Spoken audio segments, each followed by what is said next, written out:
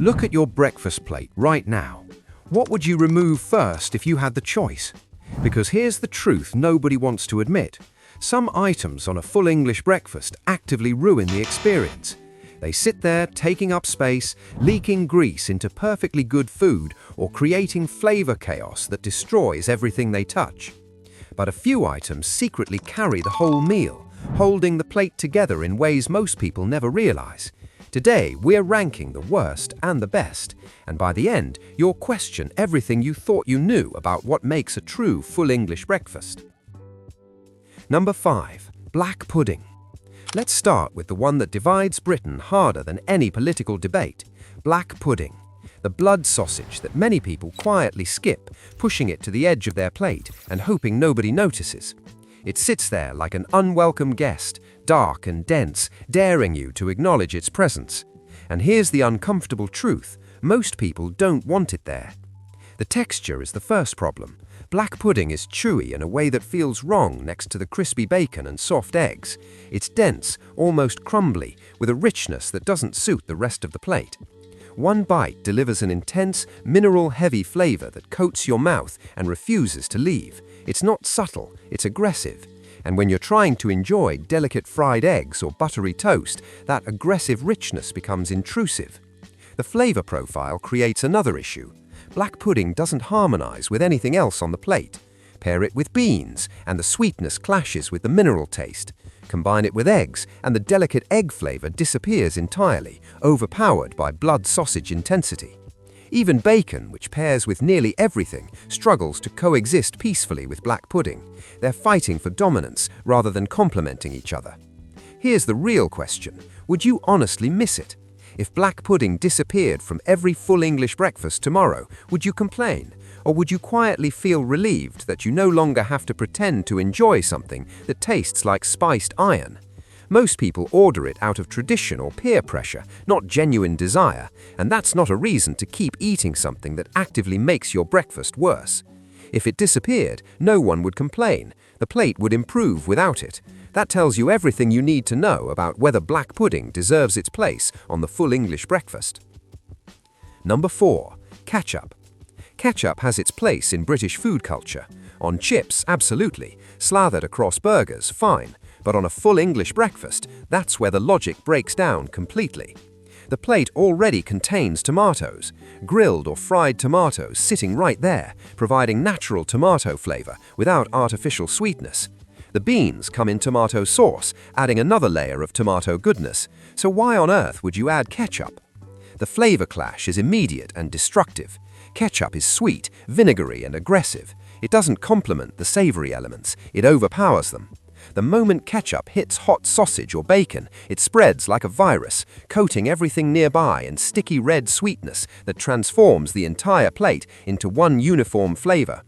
Suddenly, you're no longer tasting individual items, you're tasting ketchup with various textures mixed in. Why would you add tomato sauce when the plate already has tomato in 2 different forms? It's redundant at best, destructive at worst. Ketchup takes over the plate once it hits hot food, spreading its influence like an unwelcome dictator. Every bite becomes about the ketchup rather than the food underneath. People defend ketchup out of habit, not logic. They've been adding it to breakfast since childhood, so they continue without questioning whether it actually improves anything. But strip away the nostalgia, and you're left with a condiment that doesn't belong anywhere near a properly constructed, full English breakfast. Number 3. Fried bread. Fried bread sounds appealing in theory, with crispy, buttery bread that adds texture and substance to your plate. The reality is very different. Fried bread is an oil overload that adds nothing except calories, heaviness, and a greasy residue that ruins everything it touches. It's excess for the sake of excess, contributing nothing positive to the meal. The grease leaks everywhere. Fried bread sits on your plate like a saturated sponge, dripping oil that spreads to neighboring items. The beans nearest to the fried bread become contaminated with excess oil, turning their tomato sauce into a greasy soup. The eggs absorb the oil, making their texture slimy instead of fluffy. Even the bacon, which is already fatty, becomes overwhelmingly greasy when the fried bread oil mingles with the bacon fat. The oil mixing with bean sauce creates the worst possible texture combination. Bean sauce is meant to be slightly thick, coating the beans without being runny. Add fried bread oil, and suddenly you have a thin, greasy liquid that pools at the bottom of the plate.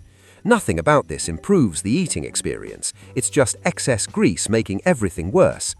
Most people leave some of it behind. Look at any table after a full English breakfast has been eaten. The fried bread is almost always partially uneaten, abandoned because halfway through the meal, people realize they can't handle another bite of oil-soaked bread.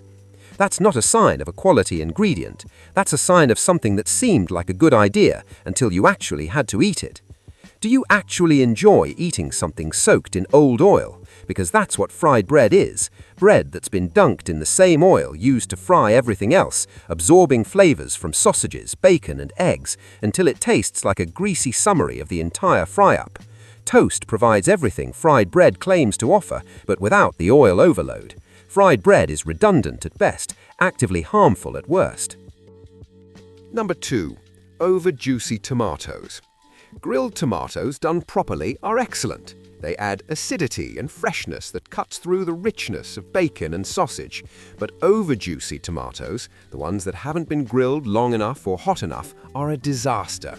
They sit on your plate like water balloons waiting to explode, threatening to ruin your shirt with every bite. The splatter risk is real. Bite into an under-grilled tomato and hot tomato juice shoots across the table, across your clothes, across anyone unfortunate enough to be sitting nearby. That's not an exaggeration. Multiple sources mention the splatter factor as a legitimate concern. These tomatoes are prone to spurting molten jets of tomato liquid all over your Sunday best, creating stains that never fully wash out. The uneven texture makes them difficult to eat. The outside might have a slight char, but the inside is basically raw tomato soup waiting to escape. You can't cut them cleanly because the juice leaks everywhere. You can't eat them in one bite because they're too large and too wet. The only option is to carefully nibble around the edges, hoping you don't trigger the tomato explosion, which is ridiculous for something that's supposed to be part of a casual breakfast. The wateriness blocks other flavors. When tomato juice floods your plate, it dilutes the bean sauce, makes the eggs watery, and generally creates a mess that interferes with every other item. You're not enhancing the meal with tomato flavor, you're creating a tomato juice puddle that everything else floats in. How often do you push tomatoes to the edge of your plate? If you're being honest, probably quite often. Because unless they're grilled to perfection, which is rare, tomatoes are the item you eat last out of obligation rather than desire. Only thoroughly grilled tomatoes work on a full English. Everything else is just asking for trouble. Number 1. Brown sauce when used badly. Brown sauce in small amounts can enhance a full English. A tiny dollop on the side of your plate, used sparingly to accent specific bites, works beautifully. But brown sauce, when used badly, and most people use it badly, becomes a flavor dictator that overwhelms everything near it. One careless squeeze, and your entire plate tastes like HP sauce. The overwhelming power of brown sauce cannot be understated. It's designed to be intense, vinegary, spiced, and aggressive.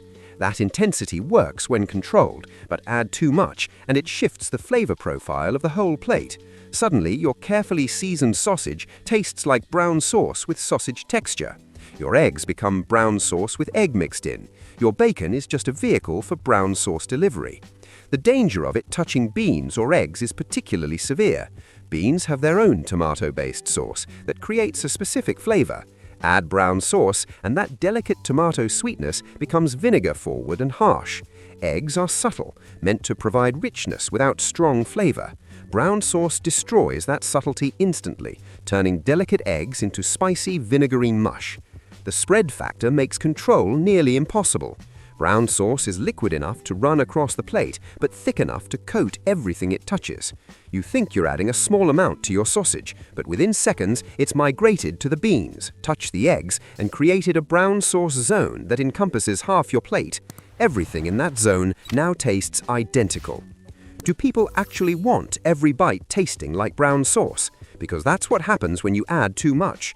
Every forkful becomes the same flavor experience, defeating the entire purpose of having multiple items on the plate. The variety is destroyed, the individual flavors are lost. You've essentially turned your full English into brown sauce with various textures, which is a waste of perfectly good breakfast food. Which of those 5 do you agree with? Did black pudding's placement surprise you? Are you a ketchup defender feeling personally attacked right now? Good, because the next 3 items do the opposite of what we just discussed. These items don't ruin plates, they rescue them. They work quietly in the background, providing structure, balance, and harmony that make everything else better. Some of them are underestimated, taken for granted, assumed to be just filler when they're actually the foundation holding the entire meal together. Number 3. Hash browns, the unsung hero. Hash browns save vegetarians who don't fancy the meatier side of the full English. They provide a hearty, substantial alternative that fills the protein gap left by skipping bacon and sausage. But their value extends far beyond dietary accommodation. Hash browns are heavy carb comfort at its finest, loaded with starch and energy that supports you through hangovers, early mornings, or just generally feeling rough. The practical benefits are undeniable. Hash browns balance runny items like eggs beautifully. When your yolk breaks and spreads across the plate, hash browns absorb that richness without becoming soggy. They create texture contrast against the soft eggs and beans, providing a satisfying crunch that keeps the meal interesting. They're super filling, offering sustained energy that lighter items can't match. The flexibility is another advantage. Hash browns can be swapped for potato waffles, giving you variation while maintaining the same carb-heavy comfort food vibe. Both work equally well, both provide structure, and both help mop up sauces and juices. That adaptability makes them more valuable than rigid items that must be prepared one specific way or they fail. Hash browns create structure on the plate. They act as barriers, separating wet items from dry ones, preventing bean sauce from flooding into your toast territory. They provide a neutral base that works with everything without competing for flavor dominance. Bite into a hash brown alone, and it's good. Combine it with egg yolk, a piece of bacon, and a swipe through the beans, and suddenly you've created the perfect bite. How often do you reach for hash browns first? Probably more than you realize. They're comfort food that signals your brain to relax and enjoy the meal. They're the items you build other bites around, using them as a foundation for complex flavor combinations. Hash browns might not be traditional in the oldest full English recipes, but they've earned their place through pure functionality and deliciousness. Number 2. Sausages, the reliable anchor. Sausages bring variety to the full English in ways other items can't. Walk into any café and ask about their sausages, and you'll get different answers depending on where you are and what they source. Some places serve premium butcher's sausages with high meat content and complex seasoning. Others offer standard pork links that deliver predictable satisfaction. The veggie versions have improved dramatically, now offering genuine flavor rather than just being meat-free filler. The joy of biting into a crispy outside with a soft center cannot be overstated. A properly cooked sausage has a texture variation that keeps every bite interesting. The skin snaps when you bite through it. The interior is juicy and flavorful. The outside has been browned to the point where those caramelized edges add depth. This texture complexity makes sausages more engaging than single texture items that become monotonous. Sausages pair with beans perfectly. The sweetness of bean sauce complements the savory, salty sausage meat. They're excellent for creating the classic sausage, bean, and egg combination that defines many full English experiences. Cut a piece of sausage, get some beans on your fork, add a bit of yolk, and you've got breakfast perfection. The sausage provides substance, the beans add sauce, and the egg contributes richness. It works. Their place as a reliable anchor item means sausages ground the plate. They're substantial enough to feel like a proper protein, satisfying enough to create fullness, and flavorful enough to justify their prominence. You could theoretically build an entire breakfast around sausages, and it would still be satisfying. That's not true for most other items. Sausages are dependable in a way that makes them essential rather than optional. What type do you prefer? Premium butcher's bangers with herbs and high meat content, standard pork sausages that taste like childhood, veggie sausages that surprise you with their quality. The fact that this debate exists proves how important sausages are to the full English experience. They're not just there, they're central to the meal. Number 1. Toast, the backbone of everything.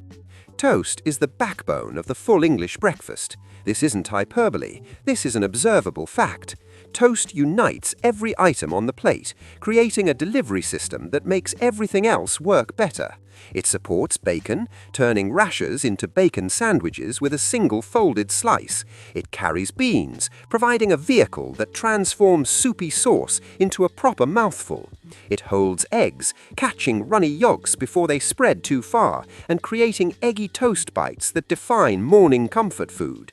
The versatility is unmatched. Fancy a bacon butty mid-breakfast? Toast handles that. Want to scoop beans without getting a spoon? Toast is your tool. Need to mop up the last of the egg yolk mixed with bean sauce? Toast performs that duty perfectly. No other item on the plate offers this level of functional flexibility. Toast adapts to whatever you need it to do without complaint or failure. The structural support toast provides cannot be replaced. Without toast, the full English falls apart into a collection of random items with no cohesion. The plate becomes a messy pile of food with no organization.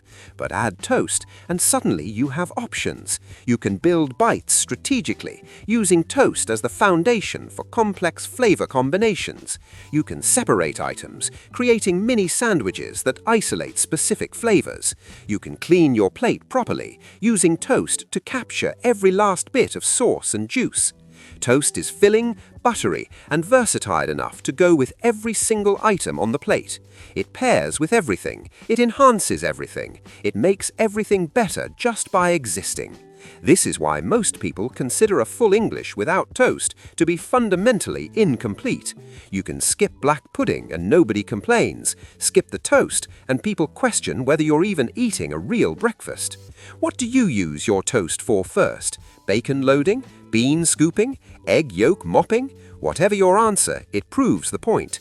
Toast isn't an accessory, it's not garnish, it's not optional. Toast is the backbone of the meal, and without it, the full English isn't worth eating. That's not opinion, that's breakfast truth, backed by generations of British people who understand what actually matters on the plate. So next time you order a full English, look at your plate differently. Question which items are earning their space and which ones are just taking up room. Because breakfast deserves better than blind tradition. It deserves an honest assessment based on what actually tastes good and works properly.